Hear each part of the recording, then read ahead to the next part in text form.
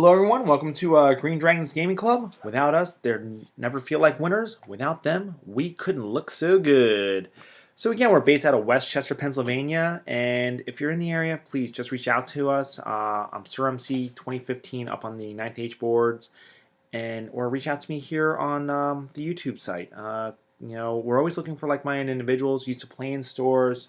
Some of the stores closed, so now we're playing in our basements, and we're still a good sized group. I don't know, 12 to 16 players typical for us. So reach out to us, and that's it. This is also a 4,500 point game. Actually, this is a 5,000 point game because we're trying for this tournament called Quest for the Grail, which you've probably heard me talk about before. And they changed it to 5,000 points, and I know that the Ninth Age wants 2,250. And the reason why is they have this additional Monster Mash theme going on with this tournament of theirs. So they want the players to turn around and to be able to take those monsters. And that's it. So here we are. We're going to have the Dread Elves versus Dwarven Holds. I always love that picture. That's an old book, but I always love that picture with the Dark Elf army. And Ryan is playing as Dread Elves versus myself, Mark. I'm playing the Dwarven Holds. Again, I'm Sir MC 2015. And let's see. On to the game. So with the extra points and trying to retool my list as to scoring units, non-scoring units. So apparently you no longer need the banners for scoring units. And as a dwarf player, I don't need the banners. Granted, I still put it in my two big blocks, but I was giving it to my shooters just so I have the extra scoring units. Like, no. Everything there, including the whole Guardians, with the exception of the War Machines and the Vengeance Seekers, are scoring. Makes sense to me. So again, I'm sorry for not having our list written down for you. We were trying to get this in and see what we like. So I'm just going to go from left to right here with Dread Elves, and actually I want to go to the next picture here. This will give you shows you everything. And this is of course after Vanguards. So from his left he has his fast cavalry, and he's got his Cold One chariot. He's got his Hydra. He's got a bolt thrower. He's got the acolytes. He's got another unit of fast cavalry. He's got his repeaters with a master level 4 mage. He's got his war altar or war shrine in the unit of spears, and then he's got his horde of executioners with a kraken and another bolt thrower. For the dwarves, behind the house, which you can't see, I vanguarded a unit of my 10 vanguarding warriors with great weapons, throwing weapons. I've got a bolt thrower. I have just 15 dwarves with sword and board with a champion. I've got my spear dwarves. I have my flame cannon. I have my deep watch with my king, who's back on the throne. At 2250, he's off the throne now. At 4500, he's off the throne. 5000, he's back on the throne. I've got my organ gun, my 10 shooters with my engineer in there. I have my Chucky Light, who's a Vengeance Seeker, and my whole Guardians, which are my dwarves on bears. So we started turn around and dropping, drop, and alternating back and forth. And finally I looked at the board, diagonal deployment, and go, you know what? I want first turn. So I then proceed to drop everything. Because to me, it's really important as the dwarf player to set the tone. I don't want him backing me up with my war machines. Granted, I could do that. I actually really could do that, and that's a very viable option the more that I think about it. But it's something I didn't really want to do. Not at the point in time. Retrospect, probably would have been a good idea. So, dwarves get turn 1. I advance as so. And actually, this is his turn 1. I think I skipped a few pictures, and I do apologize. But as you can see, he ended up charging into my warriors with his chariot. And that was it. That's all. That's all we have so far. He's trying to get around me. So this is his turn 1. There were my warriors that actually turn around. There was one other charge. So my unit behind the house and my flame cannon got his fast cavalry down to 1 model, and the 1 model made its panic check and charged the flame cannon. Hey, c'est la vie. It's the way it goes. So there's them, and now I need to move that picture, but I'm not going to because it's already too late. So here's how it looks at the end of his turn. Where he's in combat with my flame cannon, and that's it. He turns around, he shoots me, he kills 2 of my dwarves in my deep watch or magic me. I forget which. And that's it. Anyway, I do apologize. It's 124 now. So over here, I had reroll armor saves. He did something that I didn't get an armor save with on that. Killed a couple of my deep watch, and now it's dwarves turn 2. So I charged. He gave me the flank. It was a long bomb charge. I think I needed a 9 or something silly like that, and I got it. So I got my warriors into the rear of the Hydra. And I was hoping. I was definitely hoping. The thing is with the way he feels the Hydra, 7 attack, strength 5. And they're now weapon skill 5, so they're hitting me on 3s. Not sure they needed that boost in terms of weapon skill. I know they increased their leadership, which I'm fine with. But why did they need the increase in weapon skill from 4 to 5? Plus, it has a breath weapon, plus the stomp. So that's a lot of wounds that thing can put out against my lonely warriors with great weapons. But it was worth a shot.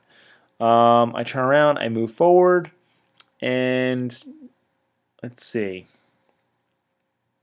The combat results. Did 2 wounds there. I did 2 wounds to him.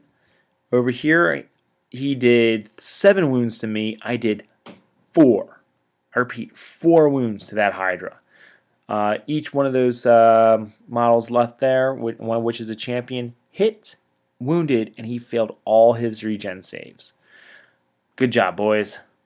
Dread Elves turn 2. So he easily eats my my remaining models during close combat and just does a combat pivot. And he just shuffles along the sides there. And that was it. So Dwarf turn 2. I don't think it's Dwarf turn 2. I think it's Dwarf turn 3. Over here, I charge in with the bears, and he chaffed me up last game, or last turn. Let me go back a few pictures here. All right, nope, I missed that picture. So he takes his fast cavalry, and he puts them right in front of my deep watch, so I can't charge his auxiliaries. I can't charge anything except for his fast cavalry. And let's see. That's it. You see, I'm using one of my. I actually have 2 Chucky lights in this game. One's partially painted, one isn't. I have one partially hiding behind the hill. I have the other one in front of his, whatever they are, the executioners. He does charge into. He shoots Chucky, the unpainted Chucky light, off the board, and he charges in and kills the other Chucky light in close combat because they have hatred. However, he lost, I think, 4 or 5 of those models. And he's like, how did that just happen? How many points is that thing? It's a 120-point model, and it's a little Dwarven Cuisinart. It might be a little underpriced, in my opinion. I know Dwarf players are probably telling me to bite my tongue, but it's a little underpriced. So go back to where we were. So I charge in with both my spears and my deep watch in that unit. I made an error. I'm like, okay, I'm going to kill them. I'm going to overrun. All I need is a 7. No, I needed a 10. I needed a 10, which is just slightly above average. I just wasn't thinking. I was like, okay, I'd get the 3-inch movement because I'd be declaring the charge, plus whatever. And I ended up, of course, I kill them. End up doing my overrun, and I rolled an 8. And he's like, Mark, you screwed up. I'm like, crap. And that's the only reason why I charged my bears into his executioners. And I wanted the deep watch over there to give them a hand. But even in retrospect, I never should have charged the bears in there. Let's see. Organ gun made mincemeat out of his Kraken. There's that charge, and I lost both of them. Both bears died. That's just an extra picture of the same thing. You can see the growing pile of dead, of Dwarven dead, I should say. So, at this point in time, it's his turn. He already just killed my dwarves, or my bears, and he's like, I don't know if I should charge. Should I go after your war machines, or should I go after your king? And Ryan loves that unit. He really does. And rightfully so. Against characters, against infantry, like the way dwarves are, they have lethal strike. He has the blessing up from his war shrine that gives everything lethal strike. And if you already have lethal strike, you get to reroll your wounds. So I have 2 characters in there. I have my smith and my king. And yeah, if he gets lucky, or not even lucky, if he rolls a slightly above average, he could kill both, if not just one of them, of either one. Fortunately, that doesn't happen. So here's Dread Elf turn 3. Charges in with his executioners. Down at the bottom of the screen there, he managed to get my organ gun after he made mincemeat of my flame cannon. And that's how the board looks. As you can tell, we're both running out of units that are still on the board. Those warriors are still kicking. And that's it. So he turns around, he charges in, and that -1 to hit was huge. As you can tell, my deep watch, I have 2 wounds on my, because his executioners do 2 wounds to infantry models and characters. I have 2 wounds to my runesmith, nothing on my king, and that's it. Need I say more? And up above, pretty sure I won combat. He tried having his BSB, his Oracle that's on the War Shrine, go against my BSB, and he just whipped on everything. Or I made my saves. And that's it. Dwarves turn 4. I now charge into his spears. And I also take my engineer, who actually did turn around last turn, and charge into his Dark Rider that's charging my organ gun. I just don't want to lose my organ gun. Over here in combat, I managed to kill his single Dark Rider. And up here, I lost 4 of my guys. He ends up sticking around in combat, so this is so we then do a reform. And pardon me. That's it. So now it's Dread Elf's turn 4. He ends up charging into my spears. He on a last desperate effort to do some wounds to me, and that's it. That really is it. I end up giving chase to winning that combat, giving chase to both units. They both get away. However, it's my turn next. So at this point in time, we called it, because there's that. They're right behind. They're going to force them off the board and then charge into that bolt thrower. And they're going to charge them, forcing them off the board as well. That just would leave his executioners that did rally for my organ gun to, now that my organ gun's freed up, to turn around and shoot at. And he's like, no, that's it. That's done. You've got game. So again, a strong victory for Dwarven Holds. It was a bloodbath. It really, really was. I don't think either one of us did any big glaring mistakes. was just the way of the dice. And Ryan, game well played. That War Shrine definitely saved your bacon.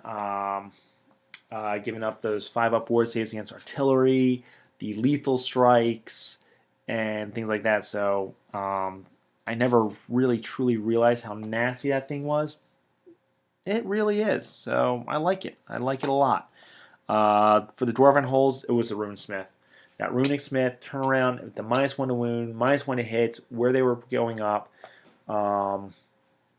No, that to me that was great. That's what saved my bacon. That's what made me so difficult to hit and kill. And dwarf magic, it's not overpowering. It's not outstanding. It's consistent. You need 4s to 5s to cast. You roll 2-3 dice at everything. You don't need more than that, and you're going to get at least one spell off a phase if you do it that way. At least one. And as I won't lie, I would love to take another Runesmith and just load up on things, but I just don't have the points. Or I just don't have the points. The way everything got retooled.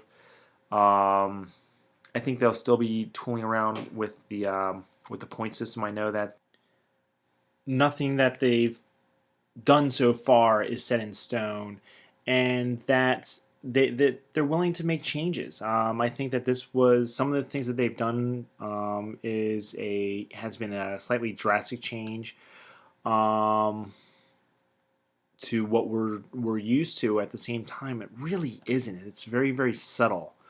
It's just it feels that way because of what we've been used to, and they'll keep working with the core rules. They'll keep working with the army books, and it definitely is 10 times better and fairer than what things used to be with GW in regards to a lot of things.